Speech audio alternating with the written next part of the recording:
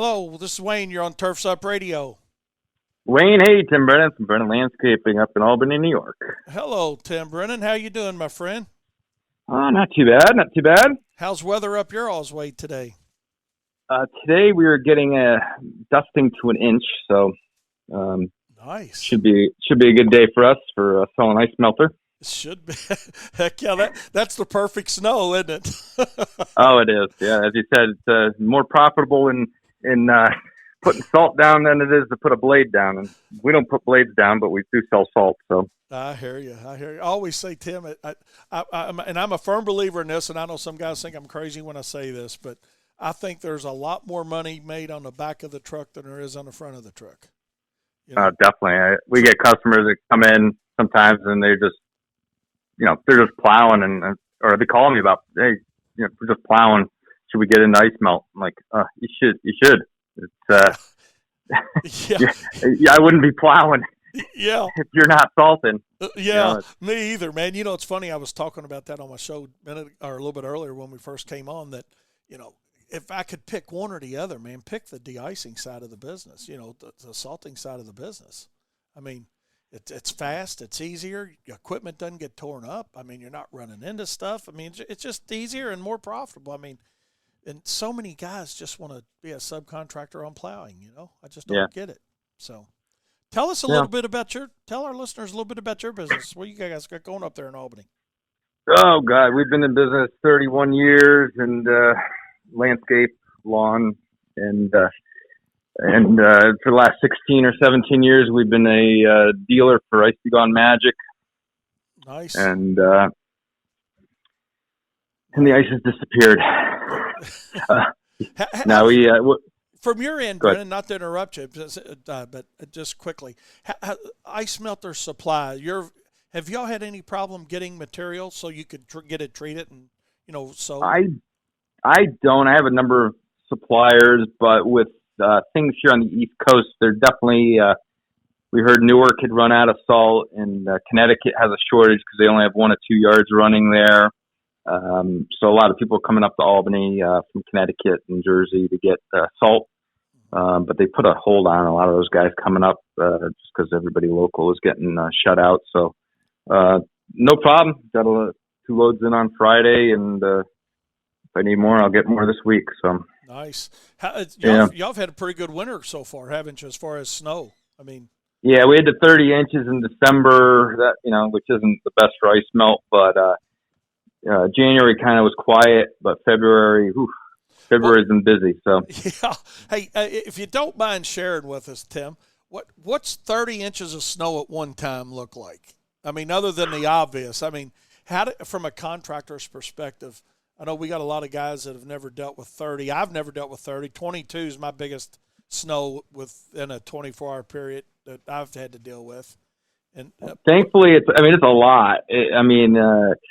Thankfully, I don't have to plow it. I don't own a plow, but our loader around the shop getting things opened up, it was a challenge. I got stuck getting out of my driveway at 4 a.m. to get down here, and had to dig myself out and put some magic down.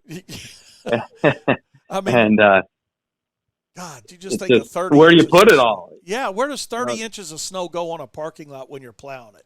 I mean, I know the complaints we had with 22 inches of snow about. My parking spot. You've used up my parking. What do you do with 30? Yeah, and they get mad at you. Yeah, 30 inches of snow. I mean, has it melted yet? Just curious. I mean, obviously the funny thing is, like a couple of days later, I think it went either really warm or it rained. I think we got 4 inches of rain, and it disappeared. So Mother Nature took care of it for you.